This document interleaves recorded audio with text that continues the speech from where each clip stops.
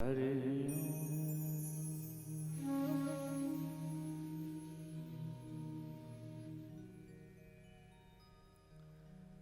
वंशी विभूषितकराद नवनीरदाभा पीताम्बरादरुणगन्धफलाधरुष्ठा पूर्णेन्दुसुन्दरमुखादरविन्दुनेत्रा कृष्णात् परं किमपि तत्त्वमहं न जाने। वरहापीडं नटवर्वपुः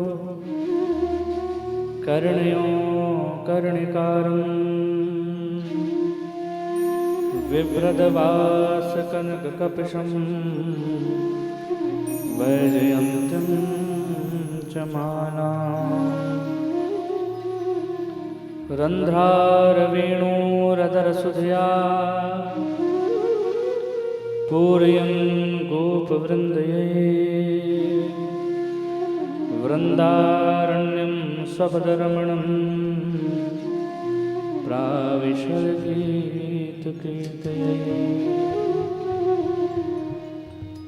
कृष्णं नारायणं वन्दे कृष्णं वन्दे व्रजप्रियं कृष्णं द्वैपायनं वन्दे कृष्णं वन्दे पृथासुतम्। जय जय श्री राधारमण जय जय नवल किशोर जय गोपी चितचोर प्रभु जय जय माखन चोर। हरे कृष्णा कृष्ण कृष्ण हरे हरे हरे राम राम राम हरे हरे।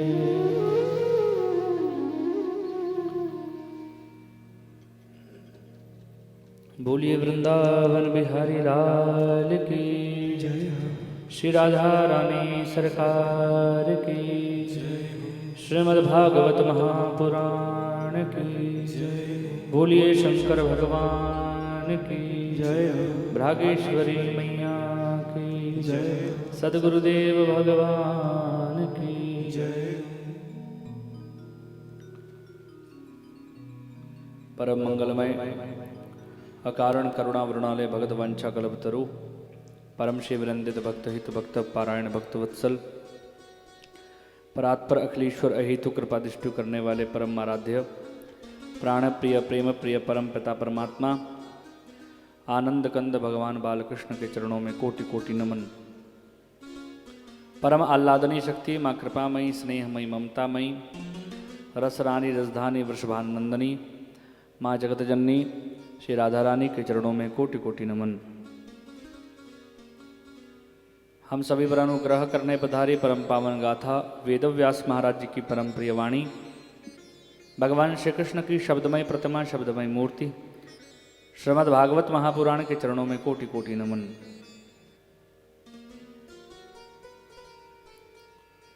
इस पावन भूमि जहाँ पर बैठकर हम विगत कुछ दिनों से इस सुंदर रसोत्सव का आनंद ले रहे हैं, ऐसे वृंदावन धाम की पावन भूमि के चरणों में कोटि कोटि नमन।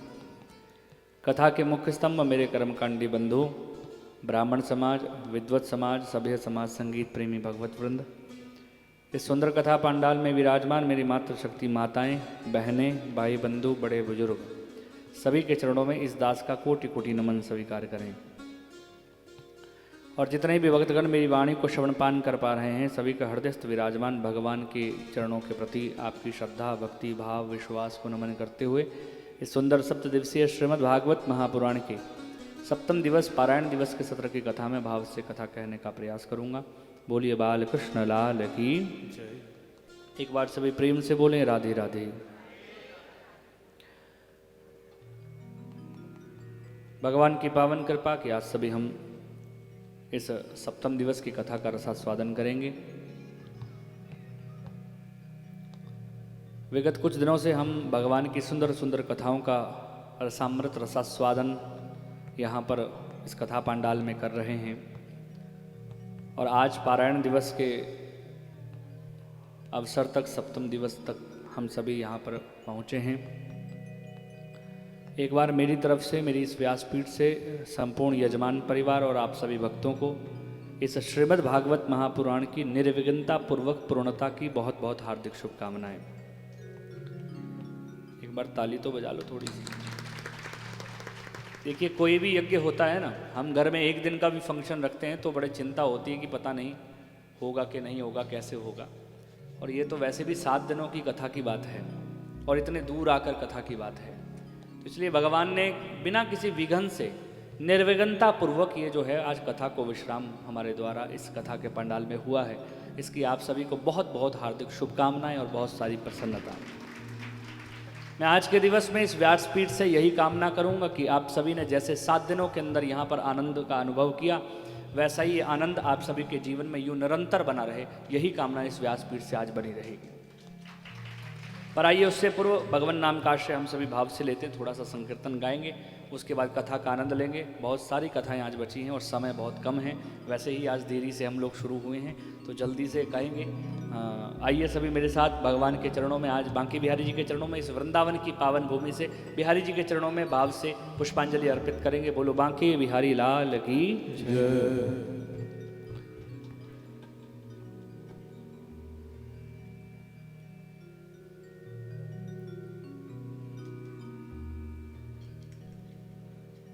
हरि तुमसे बिछुड़े हुए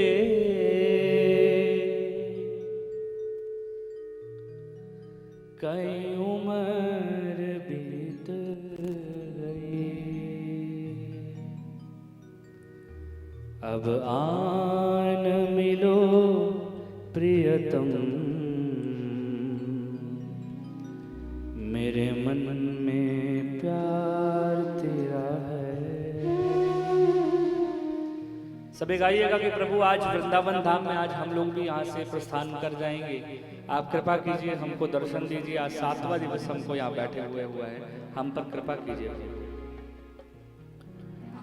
कर दो दूर प्रभु मेरे मन में अंधेरा है,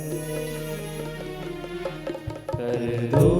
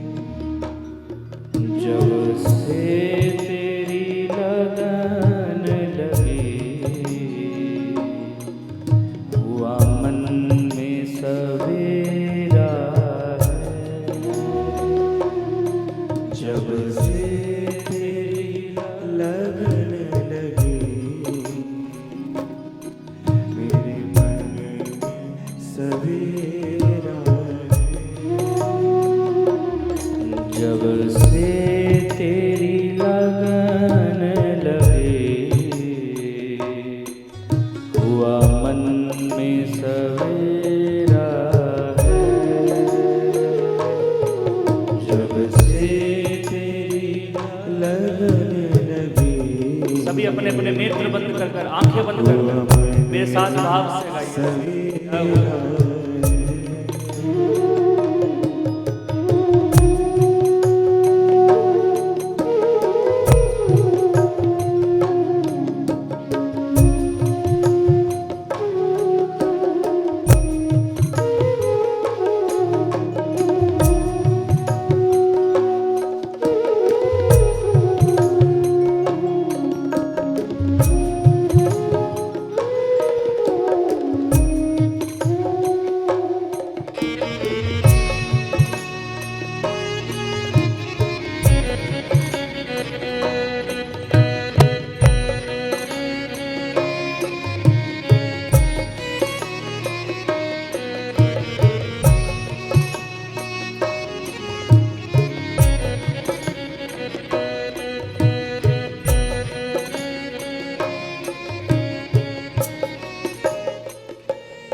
इतना तो बता दो मुझे मेरी मंजिल है कहाँ। इतना तो बता दो मुझे मेरी मंजिल है कहाँ। इतना तो बता दो मुझे मेरी मंजिल है कहाँ। इतना तो बता दो मुझे मेरी मंजिल है कहाँ। अब ले चलो मुझको जहाँ संतों का डेरा है। अब ले चलो मुझको जहाँ संतों का डेरा है। वो कर दो दूर प्रभु मेरे मन में अंधेरा है। कर दो दूर प्रभु मेरे मन में अंधेरा है।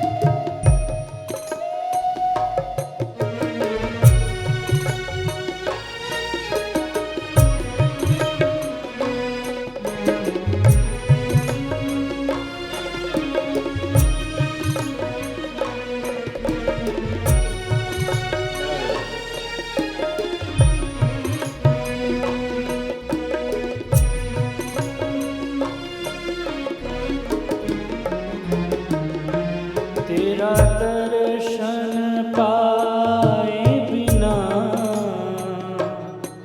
हम दर से हटेंगे नहीं। तेरा दर्शन पाए बिना हम दर से हटेंगे नहीं जब तक दर्शन नहीं होगा प्रभु। हम दर से हटेंगे नहीं। तेरा दर्शन पाए बिना हम दर से हटेंगे नहीं। तेरा दर्शन पाए बिना हम दर से हटेंगे नहीं। अब डाल दिया हमने तेरे दर पे तेरा है। अब डाल दिया हमने तेरे दर पे तेरा है। कर दो दूर प्रभु मेरे मन में अंधेरा है। कर दो दूर प्रभु मेरे मन में अंधेरा है। जब से तेरी लगन लगी हुआ मन में सवेरा है। जब से तेरी लगन लगी हुआ मन में सवेरा है। तेरे दर पे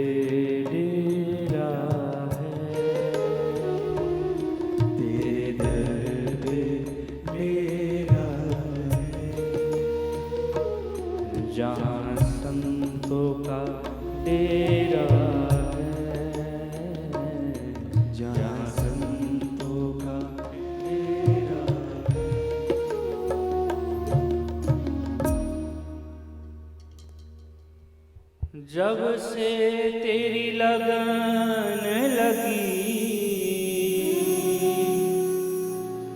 मेरे मन की कलियां खिली। मेरे साथ सभी बोलिए। जब से तेरी लगन लगी, मेरे मन की कलियां खिली। और अब जाग उठी किस्मत, अब जाग उठी किस्मत, हुआ दर्शन तेरा है, हुआ दर्शन तेरा है। एक बार सभी प्रेम से बोले राधे राधे। प्रभु अब वृंदावन में बैठकर आपका दर्शन तो हो गया है, पर ऐसा ना हो कि घर जाकर सब कुछ हम भूल जाएं। बस एक ही इच्छा है कि जब से आपकी लगन प्रभु हमने लगाई है ना जीवन में, तब से यूँ लगता है कि अंधकार से बड़ी उजाले की ओर मैं निकल चुका हूँ। लगता है मानो घर में बैठे थे तब तक अंधकार में थे, पर जैसे आज वृंदावन धाम में हम इतने दिनों से यहाँ पर बैठे हैं, कथा सुन रहे हैं, आनंद ले रहे हैं, प्रभु आपका नाम जप रहे हैं, आज यूँ लग रहा है कि जैसे अब मैं एक दिव्य उजाले की ओर बढ़ रहा हूँ। पर प्रभु अब अपने चरणों से दूर मत करना, इस उजाले से दूर मत करना। ये उजाला मेरे जीवन में हमेशा, ये रोशनी सवेरा हमेशा मेरे जीवन में ऐसा ही बना रहे, बस यही आशा है। क्योंकि अब हमने आपके द्वार पर डेरा डाल दिया है, अब भूलेंगे नहीं इस डेरे को, इस स्थान को नहीं भूलेंगे। अब डाल दिया हमने तेरे दर पे डेरा है, अब आपके दर पे डेरा डाल दिया है, अब यहां से हिलने वाले नहीं है। बेशक शरीर से हम जहां भी रहेंगे, पर अपने मन से जो है ना वो आपके द्वार पर, आपकी चौखट पर हमेशा बैठे रहेंगे, वहां से हम हिलेंगे नहीं। बोलो बांके बिहारी लाल की। एक बार प्रेम से बोलो राधे राधे।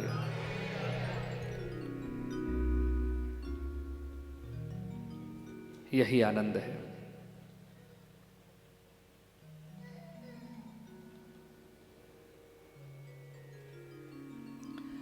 तो इस कथा के मुख्य यजमान हमारे माताजी मीनू मनोज सोनी माताजी, इनके पुत्र आकाश जी, पुत्र वधू नीलिमा जी, इनकी बिटिया अमृता जी और इनकी पोती आरना सोनी। एक बार समस्त सोनी परिवार के लिए जोरदार तालियों की सेवा आप कीजिए। इनका सहयोग समस्त पहुजा फैमिली जयपुर, समस्त वोरा फैमिली मुंबई और समस्त कन्नौजिया परिवार मुंबई से, इन सभी ने, आप सभी ने इस कथा में आकर जो है वो कथा की प्रसन्नता को, खुशहाली को और ज़्यादा बढ़ाया है। आप सभी का यहाँ पधारने पर बहुत बहुत हार्दिक अभिनंदन और स्वागत है। एक बार जोरदार तालियां हमारे यजमान जी के लिए आप बजाइए। देखिए आज कथा तो ज़्यादा नहीं हो पाएगी क्योंकि समय भी हमारे पास ज़्यादा नहीं है, आप सभी के पास भी ज़्यादा समय नहीं है, वापस भी जाना है। पर आज आशीर्वचन इस व्यासपीठ से पूरा होगा। क्या होगा? आशीर्वचन। प्रेम से बोलो राधे राधे।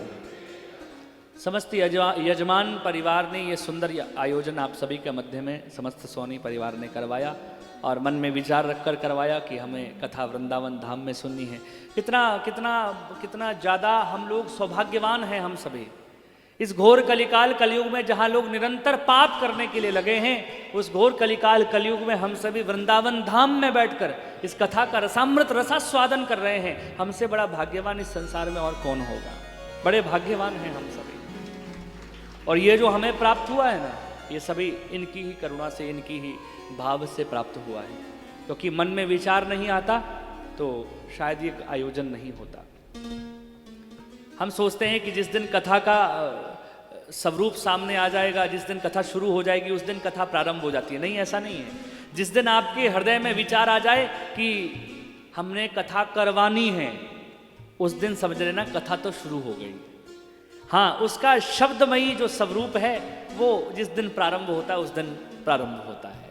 बोलो बांके बिहारी लाल की। और मैं आज व्यासपीठ से यही कामना करूंगा हमारे जो मुख्य यजमान जी हैं, यही व्यासपीठ से कामना, इस वृंदावन धाम में, इस व्यासपीठ से, इस सत्य की पीठ से यही कामना करूंगा कि इनके घर में जो है वो लक्ष्मी नहीं, महालक्ष्मी का वास इनके घर में विराजमान हो। ताकि उससे क्या होगा, महालक्ष्मी के वास से ये होगा कि इस बार तो आयोजन हो गया, आगे भी जब इनके ऊपर महालक्ष्मी की खूब कृपा बनी रहेगी तो ऐसे अनेक तीर्थों पर जाकर ये ऐसी ऐसी कथाएं सुनाते, आपको भी सुनाते रहेंगे और हमें भी सुनाते रहेंगे। इसीलिए एक बार जोरदार तालियों से आप इनका धन्यवाद कीजिए। और मैं ये नहीं, केवल इनके लिए नहीं, जितने जितने परिवार यहाँ पर, जितने व्यापारी, जितने सारे लोग, जितने सभी नौकरी वाले सदस्य, जितने भी भक्तगण यहाँ बैठे, सबके लिए एक व्यासपीठ से आशीर्वाद देना चाहता हूँ कि व्यासपीठ से आज कहना चाहता हूँ कि आप सभी के घर में महालक्ष्मी विराजमान हो। क्यों हो? इस बार इन्होंने ये कदम उठाया, अगली बार आप लोगों में से कोई कदम उठाएगा तो हर साल वृंदावन आना जाना होगा और कथा का आयोजन होता रहेगा। बोलो वाके बिहारी लाल की। इस बार इन्होंने उठाया, अगली बार आपकी तरफ से हो जा, तो अर्थात सभी के घर में महालक्ष्मी की प्राप्ति जब होगी ना तो ऐसा सुंदर आनंद होता जाएगा। धन्य है, धन्य है। हाँ, तो आप सभी को बहुत बहुत शुभाशीष इस व्यासपीठ से मैं दे रहा हूँ। और आज देखिए, और दिन हम आपको आशीर्वाद देते हैं। आज सप्तम दिवस जो होता ना, पारायण दिवस, उस दिन आप सभी लोग व्यास जी को आशीर्वाद देते हैं। हाँ, सच बात कह रहे हैं। और दिन व्यास जी आपको आशीर्वाद देते हैं। आज का दिवस जो होता है वो आप लोग व्यास जी को आशीर्वाद दो कि महाराज आप ऐसी ही कथा सुनाते रहो और ऐसे ही भक्ति का आप आगे बढ़ते रहो, ताकि हमको भी आनंद की प्राप्ति होती है। तो आप भी हमको आज खूब आशीर्वाद देते। बोलो बांके बिहारी लाल की। जैसे और दिन ठाकुर जी से आशीर्वाद मांगना चाहिए, पर जिस दिन कृष्ण जन्मोत्सव हो उस दिन ठाकुर जी को आशीर्वाद, बिल्कुल वैसे और दिन आप आशीर्वाद लो, पर जिस दिन पारायण दिवस हो उस दिन व्यास जी को बोलो आप और सुनाते रहो, उस दिन व्यास जी को आशीर्वाद देना चाहिए। तो आज आपसे भी आशीर्वाद की आशा हमसे रहेगी। आपसे आयु में बहुत छोटा मैं हूँ, इसलिए आप आशीर्वाद देंगे मुझे पक्का, ये पक्का जो है वो भरोसा है। बोलो बांके बिहारी लाल की। आहा, भगवान, कल हमने भगवान का विवाह बड़े धूमधाम के साथ यहाँ पर मनाया। ऐसे भगवान के 16,108 विवाह, 16,108 रानियाँ हुई, जिसमें 16,100 रानियाँ और 8 मुख्य पटरानियाँ। विवाह तो देखा जाए तो 9 ही हुए, 8 पटरानियों के साथ और 16,100 के साथ एक साथ भगवान ने की। भगवान की मुख्य पटरानी माता रुक्मणी सबसे बड़ी जो रानी है, फिर सत्यभामा, फिर जामवती। जामवती जी द्वारका में समुद्र के किनारे बड़ी कठिन तपस्या कर रहे थे। माता यमुना महारानी जो कालिंदी हैं वो बड़े भाव के साथ तपस्या कर रही थी, तो ठाकुर जी ने वहाँ उनको आशीर्वाद दिया कि जाओ तुम मेरी पत्नी हो जाओ। और उसके बाद भगवान ने सत्यभामा को भी यही आशीर्वाद दिया है, भगवान ने जामवती को भी यही आशीर्वाद दिया है। बड़ी सुंदर कथा है कि माता सत्यभामा के साथ भगवान ने विवाह कैसे किया। वर्णन आया कि भगवान के राज्य में एक सत्राजित नाम का यादव था, तो उसने भगवान सूर्य की कठिन तपस्या की और एक मणि प्राप्त की, जो मणि रोज 8 किलो भार सोना देती थी रोज। तो वो राज्य में आया तो यहाँ मानो यूँ लगने लगा जैसे सूर्य चमक रहा हो। तो भगवान ने कहा कि हे सत्राजित, तुम इतने सारे इस मणि का क्या करोगे, इस धन का क्या करोगे? ऐसा करो, ये मणि में से जो धन निकलेगा वो तुम राज्य को दे दिया करो, तो उससे राज्य का भला होगा, कोष में दे दिया करो। तो सत्राजित कहने लगा, मैंने बड़ी परिश्रम के साथ इस मणि को प्राप्त किया है, इसलिए मणि मैं आपको नहीं दे सकता, ना मैं धन दे सकता आपको। भगवान ने कहा ठीक है, बाकी तुम्हारी इच्छा। सत्राजित का एक भाई है प्रसेनजित, वो उस मणि को अपने गले में डालता है और गले में डालकर एक घोड़े पर बैठकर जंगल की तरफ निकल जाता है। रास्ते में जा रहा होता तो उसकी मृत्यु हो जाती है।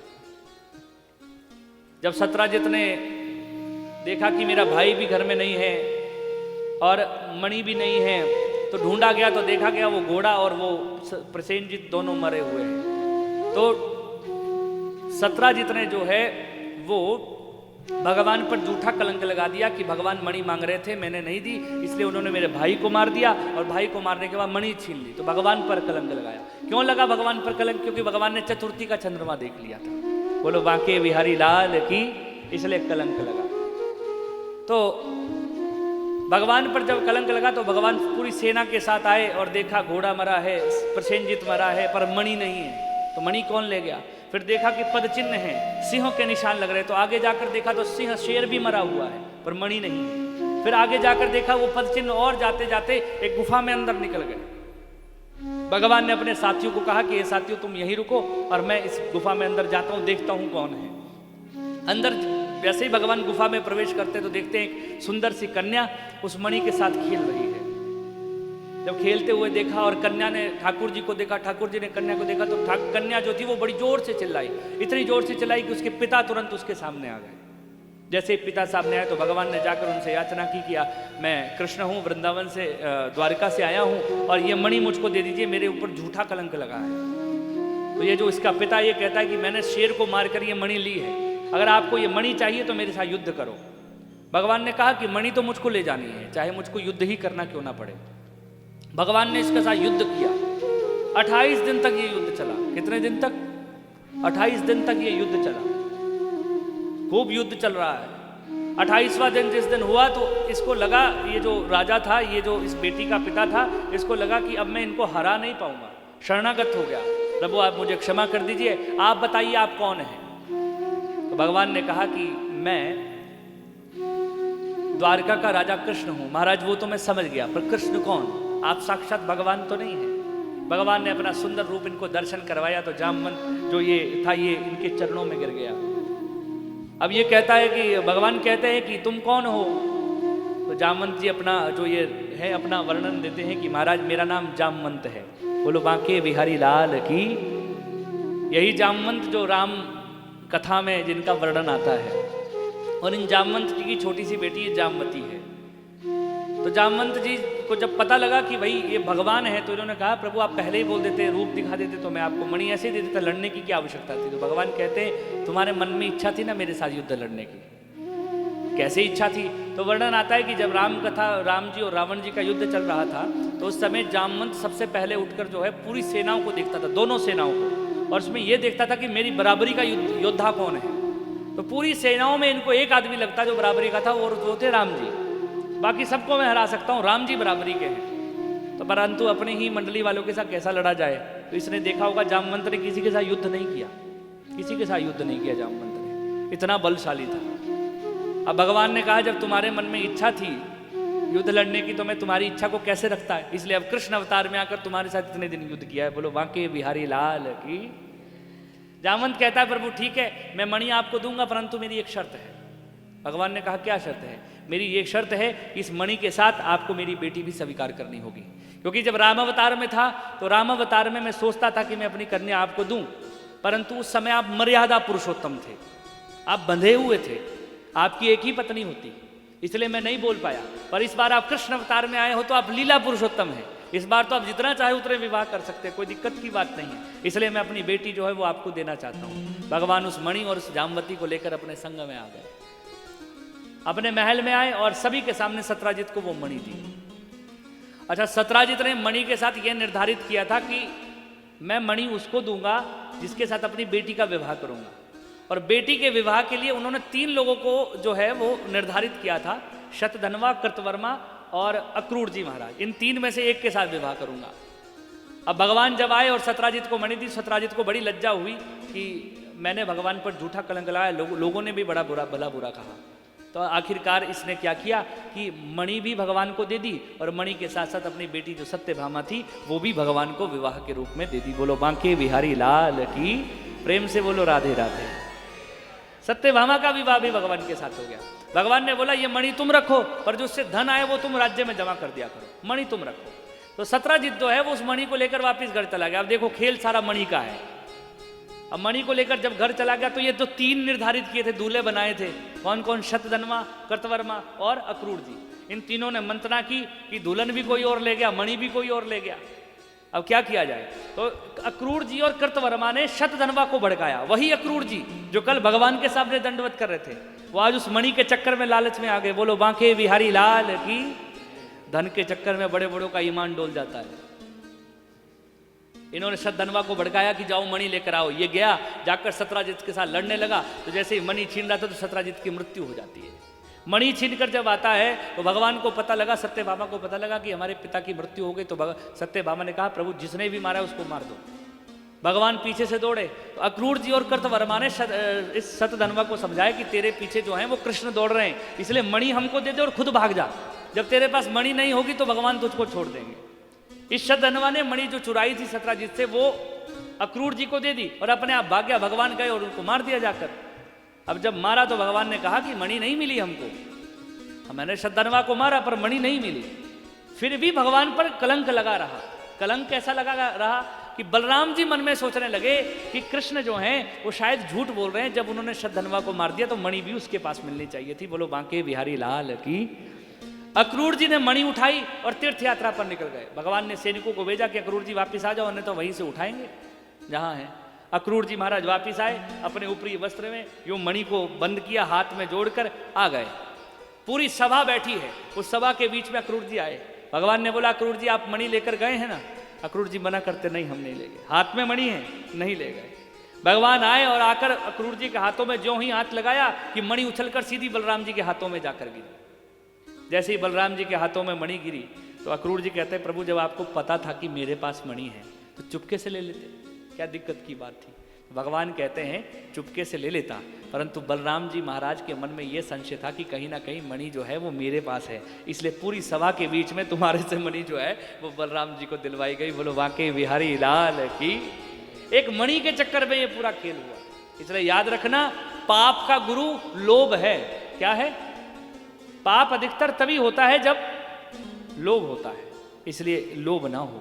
बोलो बांके बिहारी लाल की। ऐसे कर कर भगवान ने विवाह किए। एक दैत्य से 16,100 कन्या को एक साथ राजा की बेटियां थी, इनको बचाया। इन बेटियों ने कहा कि महाराज हमको संसार में कोई स्वीकार नहीं करेगा, क्योंकि हम तो उस दैत्य के पास रह चुके इतने समय से, इसलिए हमको कोई स्वीकार नहीं करेगा। भगवान ने बोला जब कोई स्वीकार नहीं करेगा तो मैं स्वीकार करता हूँ। तो आज 16,108 रानियों के साथ भगवान ने विवाह किया, तब जाकर भगवान की 16,108 रानियां हुई। बोलो बांके बिहारी लाल की। आज के समय में कुछ लोग संशय कर देते हैं महाराज जब भगवान ने इतने विवाह किए तो हम भी 2-4 कर लेंगे तो कौन सी बड़ी बात हो जाएगी। प्रेम से बोलो राधे राधे। अच्छा बोल देते हैं आजकल लोग, पर मैं सोचता हूं कि देखो अपनी तुलना किसके साथ कर रहे हैं? क्या हम भगवान बन सकते हैं? हाँ नहीं बन सकते। वो भगवान है, वो कुछ भी कर सकते हैं।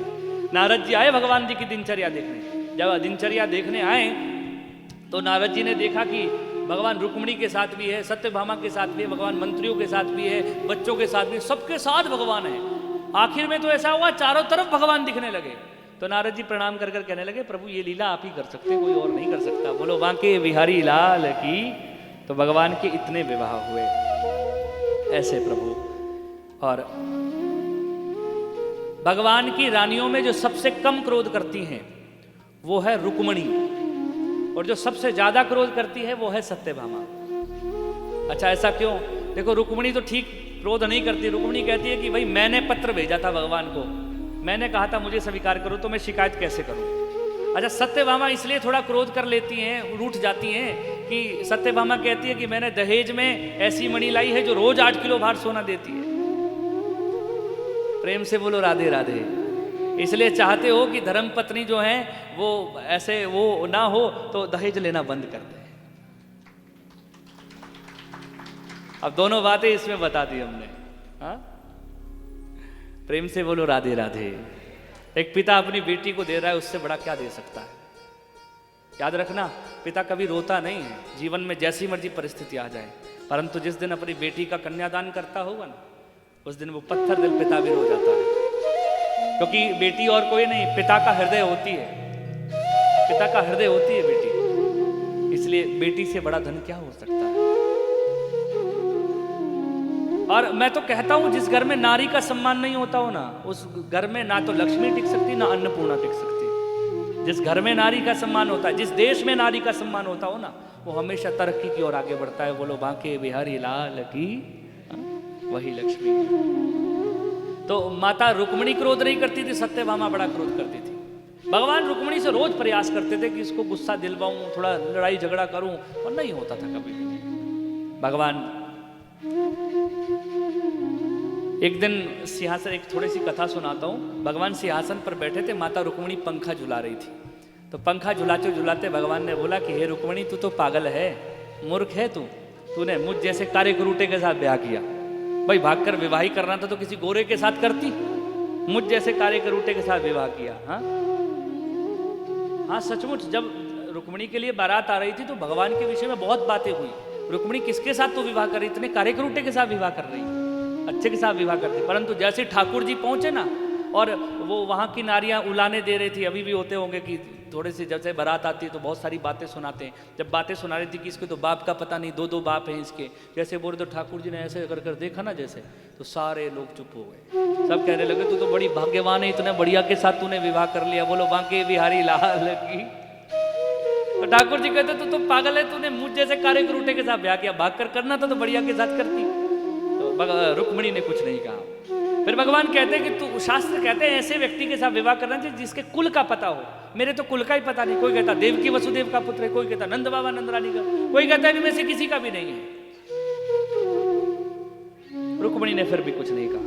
भगवान कहते हैं कि रुक्मिणी तू वास्तविक पागल है। शास्त्र कहते हैं ऐसे व्यक्ति के साथ विवाह करना चाहिए जो वीर हो। मैं कहाँ का वीर, मथुरा पर आक्रमण हुआ, मैंने छोड़कर द्वारिका बसा ली, मुझसे बड़ा कायर भी कौन हो सकता है। माता रुक्मिणी ने फिर भी कुछ नहीं कहा। भगवान कहते हैं कि ये रुक्मिणी अगर तुझको अभी भी चिंता हो रही है, दुख हो रहा है कि तूने गलती कर दी मेरे साथ विवाह करके, तो बता दे, छोड़ दूंगा मैं वापस, तब जिसके साथ विवाह करना होगा कर लेना। जो ही यूं कहा तो माता रुक्मिणी ने कहा कुछ नहीं, मूर्छित हो गई, बेहोश हो गई।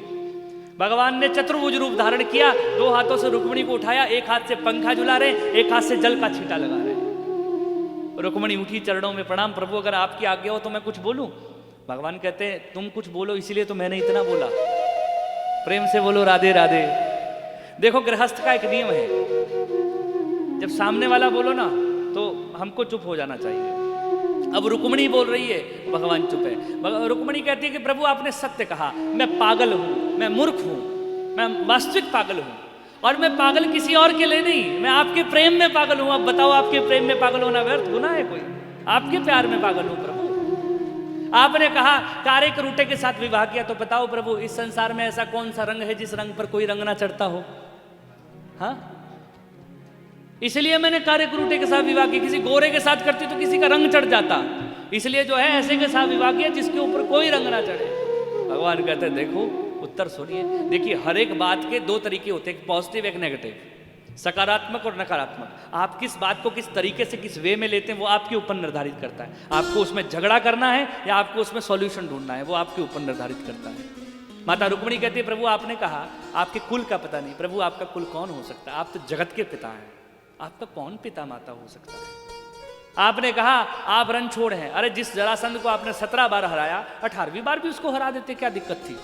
पर आपने ब्राह्मणों के वचन के लिए ऐसा किया, और आप कह रहे हैं कि अगर तुझे अभी दुख है तो मैं तुझे वापस छोड़ देता हूं। तो प्रभु आप मुझे जहां मर्जी छोड़ दीजिए, याद रखिएगा मेरा शरीर वहां होगा, परंतु मेरा मन जो है वो हमेशा आपके चरणों में बना रहेगा, हमेशा आपके चरणों में बना रहेगा। भगवान कहते धन्य हो रुक्मिणी, तुम्हें थोड़ा भी क्रोध नहीं आता। बोलो बांके बिहारी लाल की, प्रेम से बोलो राधे राधे। ये गृहस्थ का नियम है, या तो पति बोलने वाला हो तो पत्नी सुनने वाली हो। क्या बोला? पति बोलने वाला हो तो पत्नी एक चुप 100 सुख, एक चुप 100 सुख। मौनेन कलहो नास्ति, जहां मौन हो जाता है वहां झगड़ा बंद हो जाता है। या पति बोलने वाला हो तो पत्नी सुनने वाली हो, तो अच्छा बात है। पत्नी बोले ठीक है महाराज बोलते रहो, कब तक बोलोगे, कभी तो चुप हो जाओगे। या फिर पत्नी बोलने वाली हो तो पति सुनने वाला हो, ये बात भी ठीक है। ठीक है देवी, जब तक बोलोगी बोलते रहो, कोई बात नहीं, कभी तो क्रोध शांत होगा। तो गृहस्थ अच्छे से निभे। आपने देखा होगा जो बड़े अच्छे अच्छे गृहस्थ निभे हैं ना, वो ऐसे ही निभे। एक बोलने वाला होता है, एक देखो करंट पास तभी होगा जब पॉजिटिव और नेगेटिव होगा, हाँ प्लस और माइनस होगा। या पति बोलने वाला हो पत्नी सुनने वाली, या पत्नी बोलने वाली हो तो पति सुनने वाला। अच्छा दोनों चुप हुए, दोनों ना बोलने वाले हुए तो दुनिया खा जाएगी, ये तो बोलते ही नहीं है। अच्छा अगर दोनों बोलने वाले हुए तो तब महाभारत पक्की है। इसलिए जो है वो गृहस्थ तभी बढ़िया निभेगा अगर एक बोलने वाला हो, एक शांति से सुनने वाला हो। बोलो बांके बिहारी लाल की। जैसे जब ठाकुर जी बोलते तो रुक्मिणी चुप होती है, पर जब सत्यभामा के पास चल जाते तो भगवान उल्टे हो जाते। सत्यभामा बोलती हो, ठाकुर जी बोलते रहो। ये गृहस्थ है, एक सूत्र है आप सभी के लिए।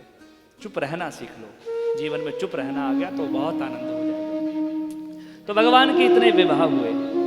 अच्छा बहुत से लोगों का ये भी प्रश्न रहता है, कल ही मुझसे एक पूछ रहे थे, वो चले गए हम आपके सखा आए थे कि राधा के साथ भगवान का विवाह क्यों नहीं हुआ। जब भगवान ने 16,108 के साथ किया तो एक राधा के साथ जिससे इतना प्रेम करते थे उसके साथ विवाह क्यों नहीं। उसका मैंने उत्तर आपको पहले भी दे दिया था। और एक उसका एक उत्तर ये भी है कि विवाह के लिए 2 शरीर चाहिए होते हैं, 2 आत्माएं चाहिए होती हैं विवाह के लिए, परंतु राधा और कृष्ण एक ही आत्मा है। शरीर 2 प्राण 1, वही राधा कृष्ण है। इसलिए ठाकुर जी ने राधा से कैसे विवाह करेंगे। ठाकुर जी ही तो राधा हैं, राधा ही ठाकुर जी हैं, दोनों एक ही हैं। प्रेम से बोलो राधे राधे। आप बिहारी जी के दर्शन करते हैं ना, तो जब बिहारी जी का अवतरण हुआ, अब बिहारी जी देखे होंगे खड़े हैं, पर अगर आप सोच रहे हैं कि केवल बिहारी जी खड़े हैं, राधा रानी नहीं खड़ेंगे, तो आपने अभी तक दर्शन नहीं किया। बिहारी जी में ही राधा रानी है। प्रेम से बोलो राधे राधे, जोर से बोलो राधे राधे। स्वामी श्री हरदास जी महाराज जब निधिवन में निवास करते थे तो एक रिक्त स्थान को रोज प्रणाम करते थे, रोज दंडवत करते थे। तो वहाँ पर जितने उनके शिष्य थे वो पूछते थे कि गुरुदेव आप यहाँ पर प्रणाम क्यों करते हैं। तो श्री विट्ठल बिहारी जी महाराज, विट्ठल बिहारी जी जो हरदास जी के बड़े सुंदर शिष्य थे, वो कहते थे कि महाराज आप इसको प्रणाम क्यों कर रहे हैं। तो स्वामी श्री हरदास जी महाराज ने बोला कि आप वहाँ पर जाओ, वहाँ पर रिक्त स्थान नहीं है, वहाँ साक्षात बिहारी जी विराजमान रहते हैं, साक्षात राधा कृष्ण विराजमान है। तो उनको यकीन नहीं हुआ तो उन्होंने बोला गुरुदेव मैं जाकर देखूं। हाँ जाकर देखो, और जब जाओगे तो प्रसाद भी लेकर आना हमारे लिए। ठीक है गुरुदेव। तो विट्ठल बिहारी जी गए, जब उस स्थान पर गए तो देखा वहाँ पर साक्षात राधा और कृष्ण विराजमान है, सारी गोपियाँ ललिता इत्यादि सखियाँ विराजमान हैं। दर्शन करने लगे, रोने लगे। गुरुदेव इस स्थान को प्रणाम करते क्योंकि यहाँ पर साक्षात राधा कृष्ण विराजमान है। तो उन्होंने राधा कृष्ण से कहा प्रभु मेरे गुरुदेव ने कहा है कि दर्शन करने के बाद प्रसाद जरूर लेकर आना, तो मुझे प्रसाद भी दो। तो वर्णन आता है कि उसी समय राधा और कृष्ण दोनों एक हुए, और उन्हीं को एक होने के बाद साक्षात बिहारी जी प्रकट हुए, और ललिता इत्यादि सखियों ने श्री विट्ठल बिहारी जी को वो बिहारी जी की प्रतिमा दी, और वही बिहारी जी को लेकर श्री स्वामी हरदास जी के पास गए। बोलो बांके बिहारी लाल की। अर्थात जो बिहारी जी है वो केवल कृष्ण नहीं है, वो राधा कृष्ण दोनों हैं। ठाकुर जी के वाम अंग जो है ना वो श्री राधा रानी है। इसलिए आज भी देखा होगा जब बिहारी जी का श्रृंगार किया जाता है, अगर आप ध्यान से देखें तो उनको कई बार चोटी लगाई जाती है, इस तरफ वाम अंग में, वाम भाग में चोटी लगाई जाती है। प्रेम से बोलो राधे राधे। और बहुत कम बार होता है ठाकुर जी जो है वो पजामी इत्यादि जो है वो पहने होते हैं, अन्यथा ठाकुर जी का जो है आपने देखा होगा पूरी पोशाक अलग ही होती है बिल्कुल, क्योंकि वो श्री राधा रानी साक्षात विराजमान है ना, इसलिए ऐसी पोशाक पहनाई जाती है। तो राधा कृष्ण अलग नहीं है, दोनों एक ही हैं। बोलो बांके बिहारी लाल की। एक बार प्रेम से बोलो राधे राधे। तो वर्णन आया कि ऐसे भगवान के इतने सुंदर सुंदर विवाह हुए, और हमारे परम पूज्य सदगुरुदेव भगवान आप सभी के मध्य में पधारे। एक बार अपने अपने स्थान पर आप सभी खड़े हो जाएं।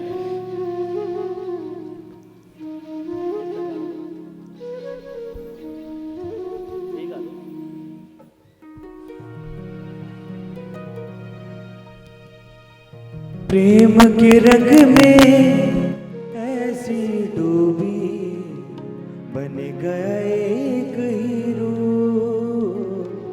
प्रेम की माला जपते जपते आप बनी मैं शाम। प्रेम की माला जपते जपते आप बनी मैं शाम। सांसों की माला पे सिमरू में राधे राम। सांसों की माला पे सिमरू में बेगाना। अपने मन की मैं जान और पी के मन की राम। सांसों की माला पे सिमरू राधे श्याम। सांसों की माला पे सिमरू मैं राधे श्याम। सिमरू मैं राधे श्याम। सिमरू मैं राधे श्याम। कृपया आप सभी अपना अपना स्थान ग्रहण करें। बोलिए सदगुरुदेव भगवान की। एक बार सभी प्रेम से बोलें राधे राधे।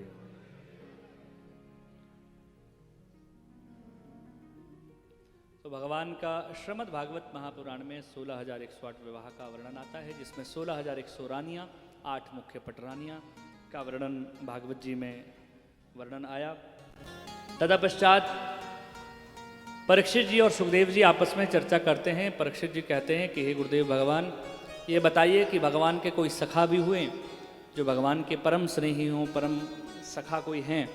तो सुखदेव जी यहाँ पर भगवान के प्रिय सखा का वर्णन सुनाते हैं। भगवान के सखा कौन हुए? हाँ, सुखदेव जी महाराज कहते हैं, कृष्ण स्यासी सखा कश्चित ब्राह्मणो ब्रह्मवित्तम विरक्त इंद्रियार्थेषु प्रशांतात्मा जितेंद्रिय। देखिए, आप सभी ने सुदामा जी के पावन चरित्र को सुना होगा। भगवान के पावन सखा, बाल्यकाल के सखा, गुरुकुल समय के सखा श्री सुदामा जी महाराज।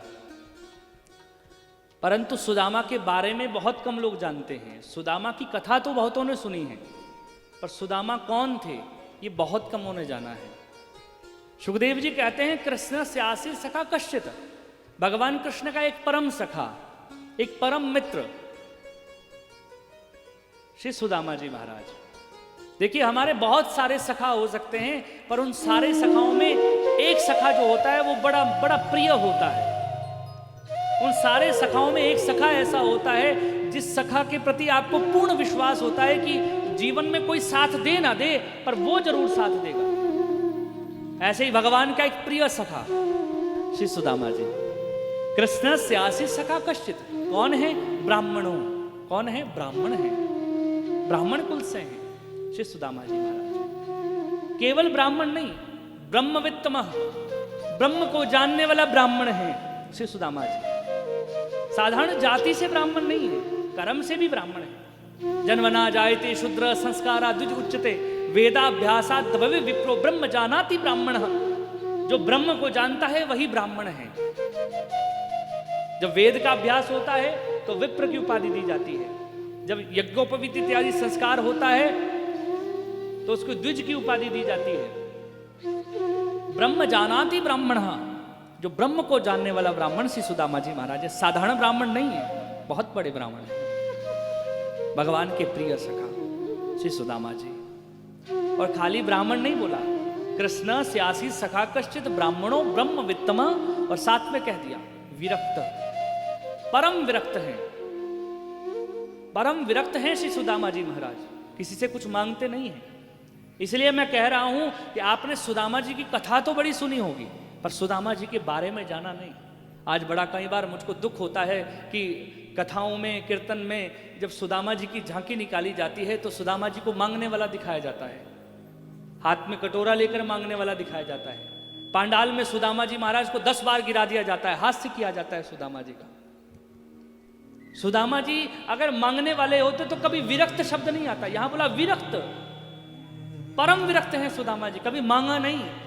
यहां तक कि आपको भी पता होगा, भगवान के पास गए, द्वारका जी अभी जाएंगे तो वहां जाकर मांगा नहीं।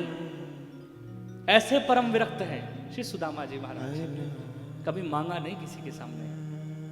और सुदामा को आज मांगने वाला दिखाया जाता है। परम विरक्त श्री सुदामा जी महाराज। विरक्त इंद्रियार्थेषु प्रशांतात्मा जितेंद्रिय, परम शांतात्मा है सुदामा जी महाराज, परम शांत है। जिह्वा पर हमेशा कृष्ण का नाम उच्चारण करते रहते हैं, हमेशा कृष्ण कहते रहते हैं। और जितेंद्रिय, अपने इंद्रियों को जीता हुआ है।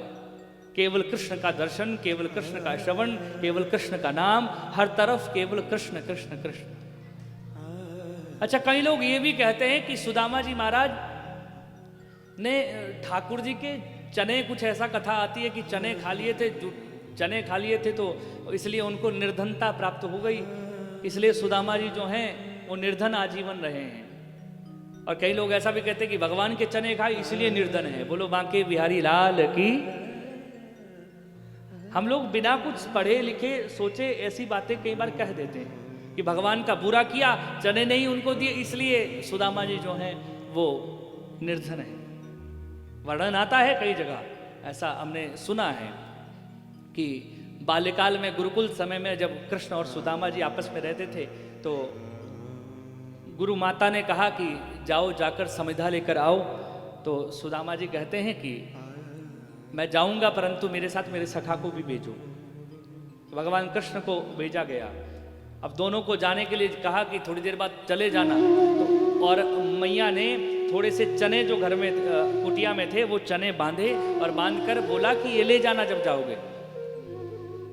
वर्णन आता है कि उसी समय श्री दुर्वासा जी महाराज, भगवान महादेव के साक्षात अवतार दुर्वासा जी, जिनका अवतार ही परीक्षा लेने के लिए हुआ है, वो श्री दुर्वासा जी महाराज आते हैं। मैया को कहते हैं कि मैया बहुत बड़ी भूख लगी है, कुछ खाने के लिए कुटिया में है तो हमको दो। तो मैया ने मना कर दिया कि कुछ नहीं है। और वास्तविक कुटिया में कुछ नहीं था, बस वो थोड़े से चने थे वो तो उनको देने थे। अब कुटिया में कुछ नहीं था तो मैया ने मना कर दिया। दुर्वासा मुनि ने ध्यान लगाया तो पता लगा कि अंदर तो चने पड़े हैं, पर मैया ने झूठ बोला। तो दुर्वासा जो ने कह दिया कि जो भी इन चने को खाएगा ना वो आजीवन निर्धन हो जाएगा। बोलो बांके बिहारी लाल की, आजीवन निर्धनता प्राप्त करेगा। ऐसा भी कहा गया कि वो बात सुदामा जी महाराज श्रवणपान कर रहे थे, दोनों सखाओं को मैया ने भेजा, चने ले गए और जाकर कन्हैया से छुपकर जो है वो सारे चने खा लिए। क्यों खाए? क्योंकि इसलिए खाए क्योंकि सुदामा जी मन में सोचते हैं कि मैं एक ब्राह्मण हूं, मैं चने खाऊंगा आजीवन निर्धन हो जाऊंगा तो कोई दुख की बात नहीं होगी। परंतु कृष्ण जो है वो राजा हैं, एक राजा अगर निर्धन होगा ना तो बड़ी प्रजा को फर्क पड़ेगा।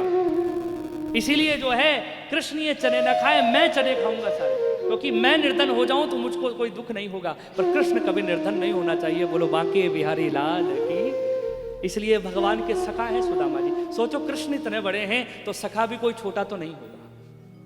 भगवान के परम सखा परम मित्र से सुदामा जी निरंतर कृष्ण का नाम जप रहे हैं। और आज पत्नी ने कहा, सुशीला ने कहा कि कृष्ण कृष्ण जपते हो, एक बार कृष्ण के पास जाकर तो आओ, शायद वो ही हम पर कृपा कर दें, कुछ दे दें हमको। इतनी निर्धनता है। कृष्ण सुदामा जी कहते हैं कि अगर मांगने के लिए भेज रहे हो ना तो नहीं जाएंगे। तो सुशीला कहती है ठीक है मांगने मत जाओ और मित्र के घर जाओ तो सही। तो अपनी पत्नी के कहने पर सुदामा जी महाराज जाने के लिए तैयार हुए, परंतु मित्र के घर खाली हाथ भी तो नहीं जाना चाहिए। वर्णन आया अपने पिता के घर, अपने गुरु के घर, अपने सखा मित्र के घर, भगवान के मंदिर, भगवान की कथा में हमको जो है वो खाली हाथ नहीं जाना चाहिए। पत्रम पुष्पम फलम तोयम, चाहे एक पत्ता लेकर जाओ पर लेकर जरूर जाना, कभी खाली मत जाना। अब सुदामा जी कहते हैं खाली हाथ कैसे जाएं? तो सुशीला कहती है मैं जाती हूँ। सारे 4 घरों से जाकर जो है वो तंडुल लेकर आती हैं। और आप सभी जानते हैं कि बांधे और पोटली बांधकर ठाकुर जी को दी, सुदामा जी को दी। सुदामा जी जाने लगे, नंगे पांव, कंकड़ पत्थर कांटे इत्यादि चुभ रहे हैं। भगवान की कृपा से भगवान ने कृपा की कि भगवान ने तुरंत माया के द्वारा सुदामा जी महाराज को द्वारका के बाहर लाकर खड़ा कर दिया। भगवान कृष्ण को पता लगा कि सुदामा जी आए हैं तो छटपटाकर बाहर आए, सुदामा जी को अपने हृदय से भर लिया और जाकर पूरे सिंहासन के ऊपर सुदामा जी को बैठा दिया। सब लोग आश्चर्यचकित हैं, ऐसा कौन ये व्यक्ति है जिसको भगवान अपने सिंहासन पर आकर लाकर बैठा गए। सुदामा कोई साधारण नहीं है। सिंहासन पर बैठाया, विधिवत चरणों को दुलाया। भगवान के नेत्र सजल हो जाते हैं, मेरा सखा होकर आज इसके चरणों को देखो कैसे कंकड़ पत्थर घुस रहे हैं। विधिवत सेवा हुई, विधिवत भोजन ग्रहण करवाया गया। अब कृष्ण पूछते हैं मित्र आपने विवाह किया? सुदामा जी कहते बिल्कुल किया। तो भाभी ने कुछ ना कुछ तो भेजा होगा। अब पोटली की याद आती है, वो बांधी तो है तंडुल, उसको छुपाने का प्रयास करते हैं। कृष्ण चतुर हैं, तुरंत झपट्टा लगाया कि पोटली निकाली, देखी तंडुल, और नेत्र सजल इसलिए हो गए क्योंकि उस पोटली में एक तरह के चावल नहीं थे, 4 घरों के चावल थे अलग अलग तरह के। भगवान समझ गए ये तंडुल भी मेरे लिए लाए हैं ना, ये भी मांग कर लाए हैं 4 घरों से। इतनी गरीबी है, इतनी निर्धनता है। भगवान ने पहली मुट्ठी ली, मुख में भरी, दूसरी मुट्ठी ली, मुख में भरी, तीसरी मुट्ठी के लिए हाथ लगाया तो रुक्मिणी ने हाथ को रोक लिया। रुक्मिणी कहती है प्रभु हम भी बहुत हैं, 16,108 हैं, इतनी सारे पूरी प्रजा है, सबको भोग लगना चाहिए। मानो रुक्मिणी कहती हो प्रभु एक मुट्ठी में एक लोक दे दिया, दूसरी मुट्ठी में दूसरा लोक दे दिया, तीसरी मुट्ठी भी अगर ग्रहण कर लोगे तो स्वयं कहां रहोगे। ऐसे परम मित्र श्री सुदामा जी महाराज, भगवान ने आज परम लाड दुलार आज सुदामा जी के मध्य हुआ। सुदामा जी महाराज भगवान से आज्ञा लेते हैं, वापस जाते हैं। माता रुक्मिणी कहती हरिओम। सुदामा जी महाराज आज भयभीत हो जाते हैं, देखा सारे गांव वाले मिलकर स्वागत के लिए आ रहे हैं तो समझ गए भगवान की कृपा हुई, कृष्ण की कृपा हुई। वारे कन्हैया, सामने तो कुछ दिया नहीं और पीठ पीछे छोड़ा नहीं, इतना कुछ दे दिया। सुदामा जी महाराज को ले जाया गया, सबने बड़ा स्वागत किया, आज आपकी कृपा से ऐसा हुआ है। सुदामा जी महाराज ने उस महल को त्यागने का भी विचार बनाया कि मैं इसको त्याग देता हूं, क्योंकि कृष्ण का नाम से बड़ा धन कोई संसार में नहीं है। परंतु जैसे ही छोड़ रहे थे तो भगवान कहने लगे कि सुदामा जीवन भर ऐसा किया है, इतनी निर्धनता झेली है, आज मैंने दिया है तो मेरा नाम लेकर इसको संभालो और आराम से रहो। सुदामा जी महाराज प्रभु का नाम लेते लेते भी आज भगवान का निरंतर सुमिरन करते रहते हैं। बोलो श्री सुदामा जी महाराज की। इसलिए सुदामा जी जो हैं वो निर्धन नहीं है, आज दरिद्र लोग उनको कहते हैं, दरिद्र हैं, परंतु सुदामा जी जैसा अमीर कौन हो सकता है, जिसके पास साक्षात मित्र के रूप में कौन विराजमान है, साक्षात कृष्ण विराजमान है। बोलो बांके बिहारी लाल की। आइए थोड़ा जल्दी से कथा आगे कहें, क्योंकि समय काफ़ी अत्यधिक हो गया है, 12 बज चुके हैं, बजने ही वाले हैं। तो वर्णन आया कि आगे भगवान के कुल का उद्धार कैसे हुआ। कहा गया कि भगवान अपने बच्चों को रोज एक शिक्षा देते थे कि महत सेवा, संतों की, ब्राह्मणों के, वैष्णवों की सेवा निरंतर करना, रोज नित्य एक ही बात। एक दिन सभी बच्चों ने सोचा, समुद्र किनारे बैठे थे, कि पिताजी रोज कहते हैं संतों की सेवा करो, संतों में कितना सामर्थ्य होता है देखे तो सही। और भगवान के जो ये पुत्र हैं, इन्होंने क्या किया कि शाम्ब नामक एक पुत्र है, उसको स्त्री बनाया गया, था तो पुरुष, उसको स्त्री की तरह वस्त्र पहनाए गए, उसको गर्भवती बना दिया गया और लंबा सा घूंघट डालकर सारे मित्र जो हैं सारे पुत्र जो हैं वो मिलकर जाते हैं संतों के पास और जाकर कहते हैं कि महाराज बताइए, इनके ये हमारी पत्नी है, इसके घर में पुत्र होगा या पुत्री होगी। सारे संतों ने जब ध्यान लगाया, संत से बड़ा सामर्थ्य किसके पास हो सकता है। जैसे ध्यान लगाया तो पता लग गया हमारी परीक्षा लेने आए हैं, जाओ इसके अंदर से मूसल की प्राप्ति होगी, जिस मूसल से तुम्हारे पूरे यदुकुल का नाश हो जाएगा। जैसे यूं कहा तो सारे वापिस आए, मूसल देखा और मूसल को चूर्ण बना दिया गया, एक छोटा सा टुकड़ा टूटा नहीं, तो उस टुकड़े को और उस चूर्ण को समुद्र में फेंक दिया गया। श्रीमद् भागवत में वर्णन आता है, वो लोहे का छोटा सा टुकड़ा, उसको एक मछली निकलती है, मछुआरा मछली को मारता है, काटता है, लोहे का टुकड़ा व्याध को बेचता है, व्याध जो है उस लोहे के टुकड़े को एक बाण पर लगाता है और वही व्याध जो है वो बाण पर लगा कर जब जाता है तो वृक्ष के नीचे यूं लगा जैसे हिरण सोया हो, और भगवान पीताम्बर ओढ़कर विराजमान हो रहे थे। तो जाकर जैसे ही बाण लगाया, भगवान के चरणों में जाकर वो बाण लगा और व्याध गया, भगवान की वार्तालाप व्याध से हुई और भगवान अपने गोलोक धाम को निवास हुए। बोलो बांके बिहारी लाल की। वर्णन आया कि उसी ऐरा नाम की घास जो चूर्ण था, उससे ऐरा नामक की घास हुई, उससे सारे पुत्र जो थे वो कलयुग के प्रभाव से आपस में लड़ने लगे और ऐसे कर कर भगवान के कुल का भी उद्धार हुआ। क्योंकि भगवान मन में सोच रहे थे कि आया था बाहर उतारने के लिए, बाहर बढ़ गया, इतनी सारी पत्नियां, इतने सारे बच्चे हैं। भगवान ने ऐसे यदुकुल का जो है वो उद्धार किया। इसमें आगे श्री सुखदेव जी महाराज वर्णन करते हैं कि हे परीक्षित, आज मैंने तुमको खूब कथाएं सुनाई हैं और आज सप्तम दिवस है, तक्षक जो है वो आएगा और आकर जो है वो तुम्हारी मृत्यु आज हो जाएगी। परीक्षित जी महाराज कहते हैं कि हे गुरुदेव भगवान, आप गलत कह रहे हैं कि आज हमारी मृत्यु होगी। ऐसा नहीं है, हमारी मृत्यु नहीं होगी। सुखदेव जी महाराज आश्चर्यचकित हुए कि परीक्षित क्या कह रहा है, आज खुद ही तो कहता है कि 7 दिन में शाप लगा है। परीक्षित जी कहते हैं गुरुदेव, आज हमारी मृत्यु नहीं होगी, मेरी मृत्यु नहीं होगी। मैं तो आत्मा हूं, अजर अमर हूं। नैनम छिदंती शस्त्राणी नैनम दहती पावक। ना आत्मा जलती है ना कटती है, मेरी मृत्यु नहीं होगी, आज मेरे शरीर की मृत्यु होगी, आप ऐसा मत कहिए। सुखदेव जी महाराज कहते हैं, धन्य हो परीक्षित, आज तुम्हारे मन में ये भाव आया कि तुम्हारी मृत्यु नहीं होगी, क्योंकि तुम तो आत्मा हो, प्रभु के अंश हो। और हे परीक्षित, अब मैं तुम्हारे सामने से जाना चाहता हूँ, क्योंकि तक्षक आएगा। परीक्षित जी महाराज के नेत्र सजल हो गए सुखदेव जी महाराज को देखकर कि सुखदेव जी आज यहां से जाने के लिए बात कह रहे हैं। परीक्षित जी महाराज ने विधिवत अपने सदगुरुदेव भगवान सुखदेव जी महाराज के चरणों को पखारा, विधिवत सेवा की, परिक्रमा की और गुरुदेव के चरणों में शीश नवाया। सुखदेव जी महाराज वहां से प्रस्थान कर रहे थे, परीक्षित जी महाराज ध्यानस्थ हुए। कहा जाता है कि तक्षक के काटने से परीक्षित जी की मृत्यु हुई, परंतु ऐसा नहीं है। तक्षक के काटने से नहीं, आज अपने सदगुरुदेव भगवान का बिछुड़न से परीक्षित की मृत्यु हुई है। परीक्षित मन में विचार करते हैं कि आज गुरुदेव जा रहे हैं, आज भगवान की कथा मुझको सुनने को नहीं मिलेगी, श्रवण पान करने को नहीं मिलेगी। इतना भारी दुख हुआ सदगुरुदेव भगवान के जाने का और भगवान की कथा अब ना सुनने का कि परीक्षित जी ने अपने प्राणों को त्याग दिया। तक्षक के द्वारा तो मात्र अग्नि प्राप्त हुई।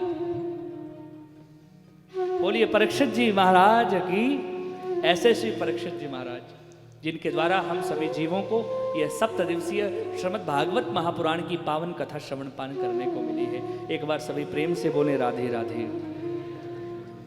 तत्पश्चात दत्तात्रेय जी के 24 गुरुओं का वर्णन यहाँ पर आता है। सत्संग की महिमा श्रीमद् भागवत महापुराण में कही गई। मार्कंडेय जी की तपस्या, उसका वर्णन भी आता है। 18 पुराणों के नाम वचन इत्यादि भागवत जी में आता है। और पूरी कथा कैसे सुनाई गई वो सूत जी और शौनक जी आपस में चर्चा करते हैं कि सबसे पहले हमने भागवत जी का महात्म्य की कथा, भक्ति महारानी की पावन कथा, धुंधुकारी की कथा श्रवण पान की। सूत और शौनक जी के 6 प्रश्नों का वर्णन हमने श्रवण पान किया।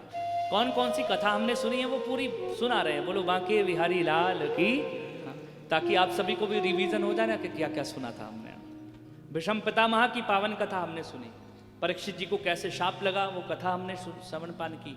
तत्पश्चात कलयुग को कौन कौन सा स्थान दिया गया वो कथा हमने श्रवण पान की। तत्पश्चात हमने सुखदेव और परीक्षित जी का पावन मिलन की कथा श्रवण पान की। और चतुश्लोकी भागवत सृष्टि का वर्णन, कपिल देवहूति संवाद और ध्रुव जी महाराज की पावन कथा, वेन की कथा, प्राचीन बरही राजा की कथा, पुरंजनोपाख्यान, भरत जी महाराज की पावन कथा, अजामिल की पावन कथा हमने श्रवण पान की। भक्तराज प्रहलाद राज की कथा हमने श्रवण पान की। गजग्राह की कथा, वामन भगवान का पावन चरित्र, भगवान श्री कृष्ण का जन्मोत्सव, सूर्यवंश, चंद्रवंश और भगवान की बाल लीलाएं, भगवान की रासलीला, गोवर्धन धारण लीला इत्यादि इत्यादि लीलाएं हमने श्रवण पान की। कल के इस सत्र में हमने भगवान का रासोत्सव, भगवान का मथुरा गमन, कंस उद्धार, उद्धव चरित्र, भगवान का विवाह उत्सव इत्यादि ये सारी कथाएं हमने इन दिवसों में श्रवण पान की है। ऐसी सुंदर चर्चा सूत जी और शौनक जी आपस में कर रहे हैं। तो आइए, समय कथा का हो चुका है और कहने के लिए बहुत सी कथाएं अभी बाकी हैं, परंतु हम भी नहीं चाहते, आप सभी की गाड़ियां हैं 4 बजे, तो सभी समय से वापस भी जाएं। बोलो बांके बिहारी लाल की, प्रेम से बोलो राधे राधे।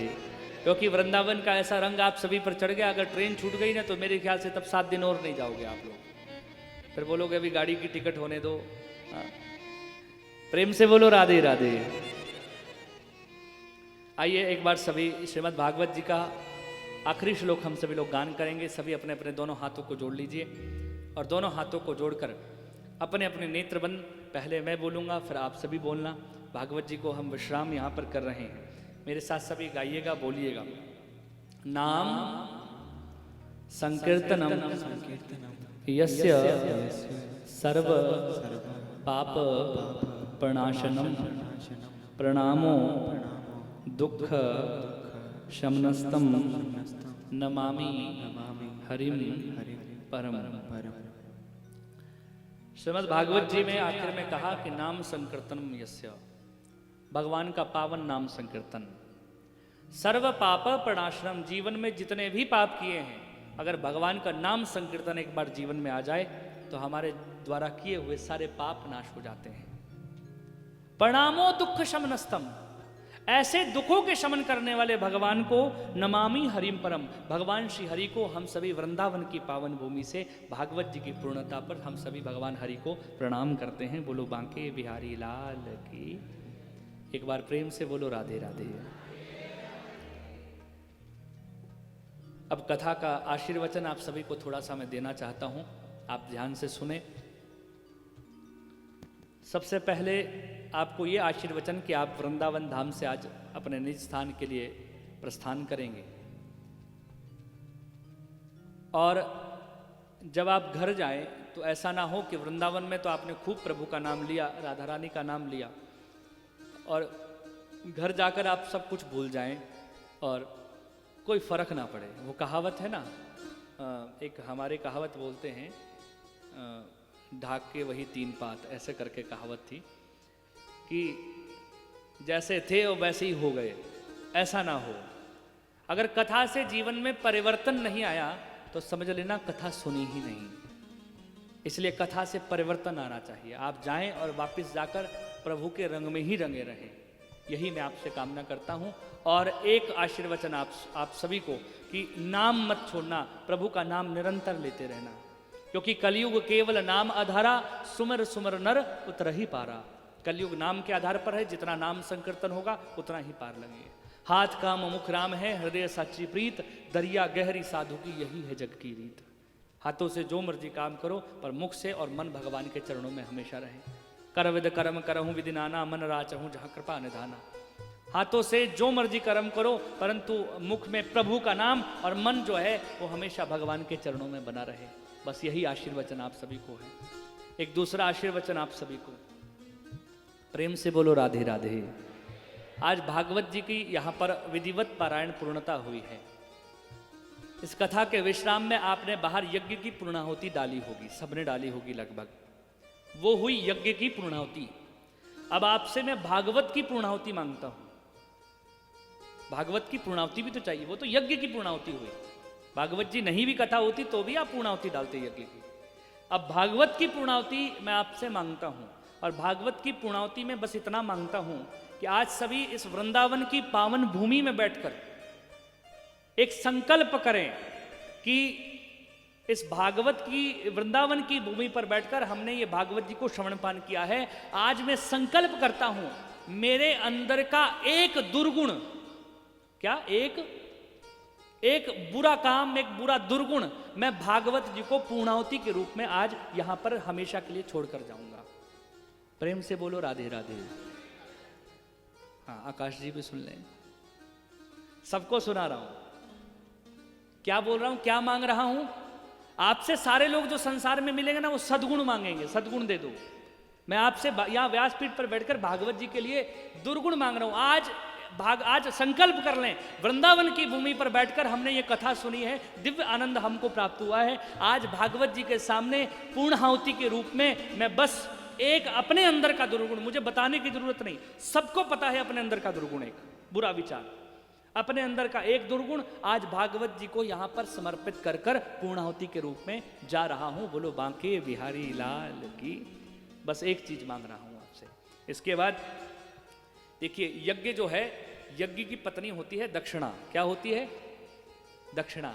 जब तक दक्षिणा ना हो तब तक यज्ञ पूर्ण नहीं होता, इसलिए दक्षिणा देनी ही पड़ती है। तो अब यज्ञ हुआ तो दक्षिणा भी मांगेंगे हम आपसे। हाँ, प्रेम से बोलो राधे राधे। अच्छा, कौन कौन हमको दक्षिणा देगा? दोनों हाथ ऊपर करना। तो अकाउंट नंबर लिखा दें फिर। हाँ, नहीं, आपसे कोई दक्षिणा नहीं मांगेंगे। हमारे गुरुदेव भगवान यहीं बैठे हैं। गुरुदेव भगवान ने जब कथा हमने शुरू की तो महाराज जी ने एक ही बात बोली कि कभी कथा का मूल्य मत मांगना, क्योंकि कथा बेची नहीं जाती, कथा का कभी भी कोई मूल्य नहीं लगता। इसलिए आपसे क्या दक्षिणा मांगेंगे हम आपसे, परंतु दक्षिणा देखो मांगनी तो पड़ेगी, क्योंकि अब यज्ञ हुआ है, यज्ञ की दक्षिणा तो मांगनी है। बस इतना सा दक्षिणा के रूप में मांगूंगा कि आप सभी इस कथा की दक्षिणा अगर देना चाहते हैं तो इतना देना कि रोज सुबह उठकर जो है वो अपने अपने माता पिता के चरणों में रोज प्रणाम करना। बस यही दक्षिणा चाहता हूँ। आपके माता पिता, आपके गुरु, ये तीनों जो हैं, आपके माता पिता, आपके गुरु, अगर ये तीनों जीवित हैं तो बहुत बड़ा सौभाग्य है।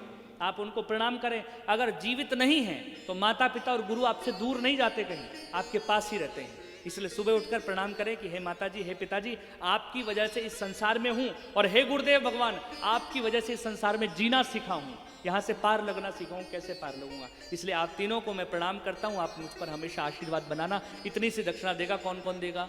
उठाना हाथ, सारे देंगे ना। अब जब तक दक्षिणा देते रहोगे इस भागवत का फल मिलता रहेगा। दक्षिणा रुक गई तो फल भी रुक जाएगा। बोलो बांके बिहारी लाल की। इसलिए बस इतनी सी दक्षिणा, बाकी आपसे कोई मांग नहीं है। आप सभी को बहुत बहुत साधुवाद, बहुत बहुत आशीर्वाद। आपने इस सुंदर कथा के आयोजन में भाग लिया, और यही आप सभी को आशीर्वाद। आप पुनः दोबारा वृंदावन के धाम पर पहुँचे, वृंदावन आएँ, यहाँ पर प्रभु का नाम संकीर्तन करें, अनेकों तीर्थों में जाएं, तीर्थाटन करें, और ऐसे ही प्रभु का नाम लेते रहें, और भक्ति आप सभी के हृदय में प्रवेश करें, और प्रभु का दर्शन भी आपको निरंतर ऐसे ही प्राप्त हो। यही व्यासपीठ से आप सभी के लिए कामना करता हूँ। आप सभी का जितने व्यापारी हैं, सभी नौकरी वाले हैं, सब खूब फूले फाले, सबके घर में महालक्ष्मी की बरकत हो। आपके बच्चों के खूब विवाह हो बढ़िया से, सबको पुत्र वालों को पुत्र मिले, पुत्री वालों को पुत्री मिले, सबको खूब पौत्र पोत्रियाँ मिले, सबको खूब आशीर्वाद मिले। यही व्यासपीठ से कामना करता हूँ। बोलो बांके बिहारी लाल की। एक बार पुनः हमारे सदगुरुदेव भगवान महाराज जी पधारे हैं। एक बार दोनों हाथों से तालियां बजाकर आप इनका धन्यवाद कीजिएगा। तो आइए आज की कथा को विश्राम करते हैं। आप सभी 1 मिनट बैठ जाइए। थोड़ा सा एक भाव गाना चाहता हूं, उसके बाद आप सभी जो भी आगे की प्रक्रिया करना चाहें। आज वृंदावन में हमने कथा को विश्राम किया है, तो वृंदावन में कथा को विश्राम किया। बाकी बिहारी जी को अर्जी करना कि हे बिहारी जी, आज हम सभी ने यहाँ पर वृंदावन धाम में बैठकर आपकी ये कथा सुनी है। आप हम पर ये कृपा करना कि हमको भूल मत जाना, दोबारा वृंदावन बुलाना, हम दोबारा आए, आपके दर्शन प्राप्त करें और ऐसी कथा सुनते रहें। अपने सभी दोनों नेत्र बंद कर कर मीठी मीठी तालियों के साथ और मेरे साथ गाएंगे। और क्या बोलेंगे? बोलो बांके बिहारी लाल की। जिसके अंदर वास्तविक वृंदावन बस चुका है और जो वास्तविक भगवान का दर्शन जिसको प्राप्त हुआ, वो मेरे साथ भाव से गाएं। चले जाएंगे हम बिहारी जी, सुन लो अर्ज हमारी। आज हम चले जाएंगे, इसलिए हमारी थोड़ी सी अर्ज सुन लो। क्या अर्ज सुननी है? भूल ना जाना फिर भी बुलाना, भूल ना जाना फिर भी बुलाना, इतनी सी विनती हमारी, सुन लो अर्ज हमारी। चले जाएंगे हम बिहारी जी, सुन लो अर्ज हमारी। चले जाएंगे, सभी गाइएगा, बिहारी जी, सुन लो अर्ज हमारी। चले जाएंगे हम बिहारी जी, सुन लो अर्ज हमारी।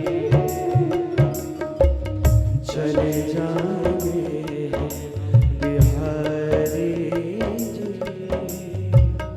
सुन लो अर्ज हमारी। भूल न जाना फिर भी बुलाना, भूल न जाना फिर भी बुलाना, इतनी सी विनती हमारी जी,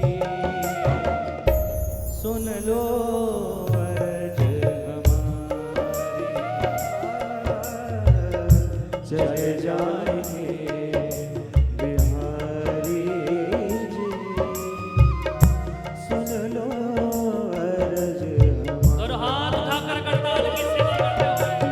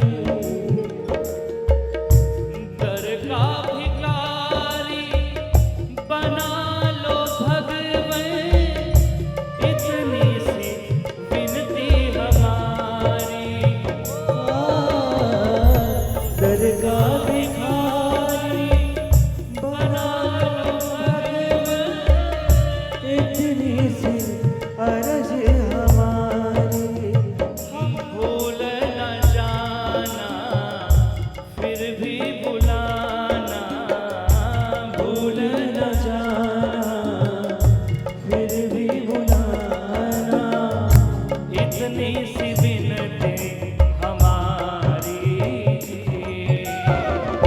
सुन लो अर्ज हमारी।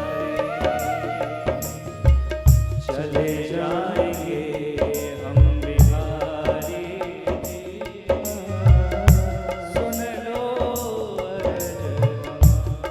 वृंदावन बिहारी लाल की।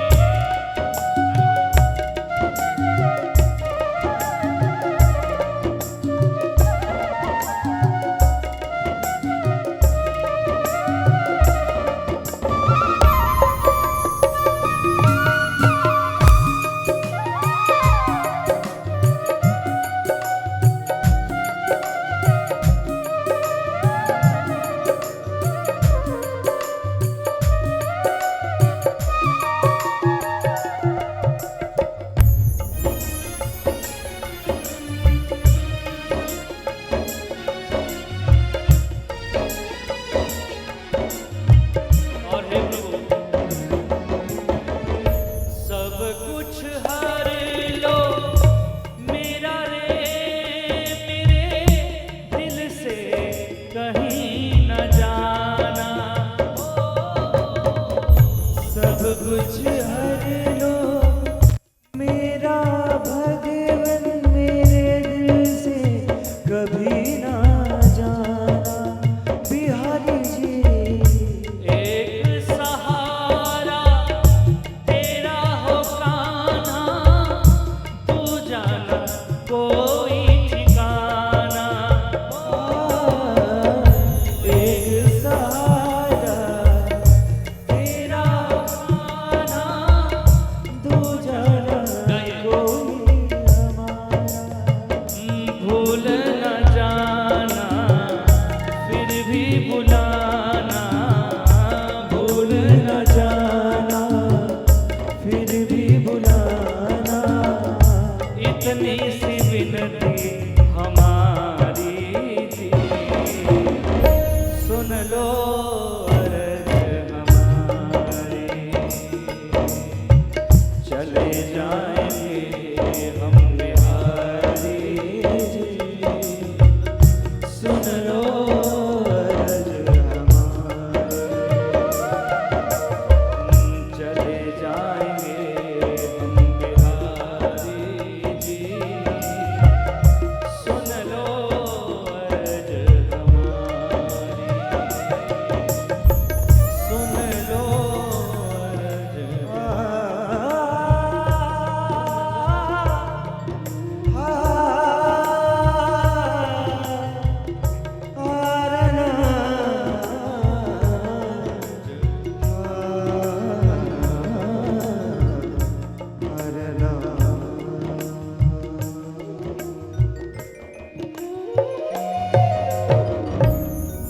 बोलिए वृंदावन बिहारी लाल की, श्री राधा रानी सरकार की, वृंदावन धाम की, बांके बिहारी लाल की, आज के आनंद की, श्रीमद् भागवत महापुराण की, वेद व्यास जी महाराज की, सुखदेव मुनि जी महाराज की, बोलिए सद्गुरुदेव भगवान की, रागेश्वरी मैया की जय। जय श्री राधे, जय जय श्री राधे, जय जय श्री राधे श्याम।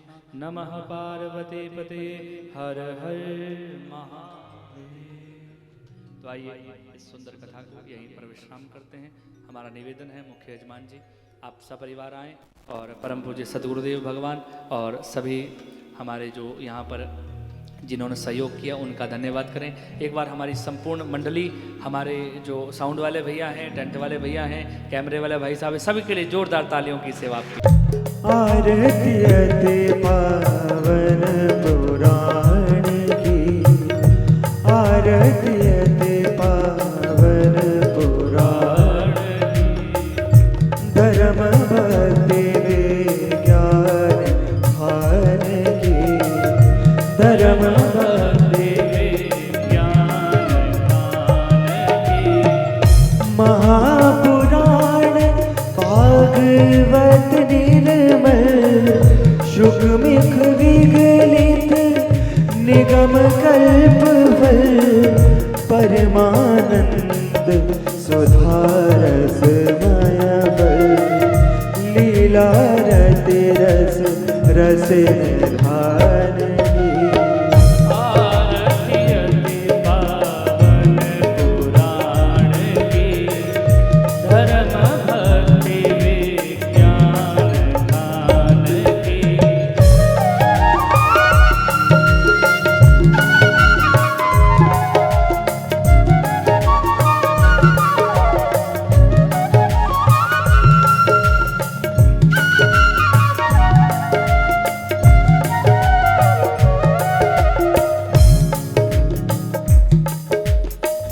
कलिमल मथनी श्रिताप निवारिणी कलिमल मथनी त्रिताप निवारिणी जन्म मृत्यु माया भव भयहारिणी सेवत सतत सकल सुखकारिणी सुप्रकाशिनी परम ज्योति परमात्मा ज्ञान को आरती अति पावन पुराण की धर्म भक्ति विज्ञान ध्यान की परमहंस मुनि मन उल्लासिनी रसिक हृदय रस रास विलासिनी भक्ति मुक्ति रति प्रेम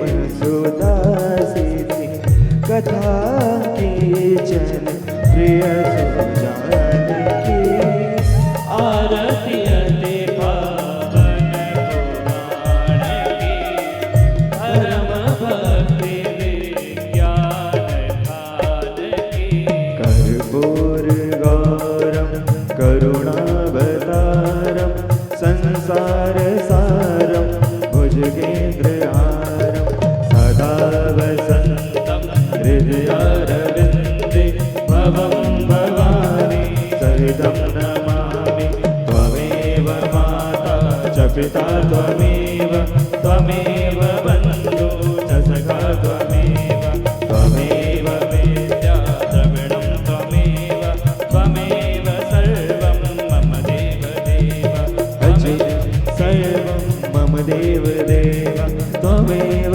सर्वं मम देवदेव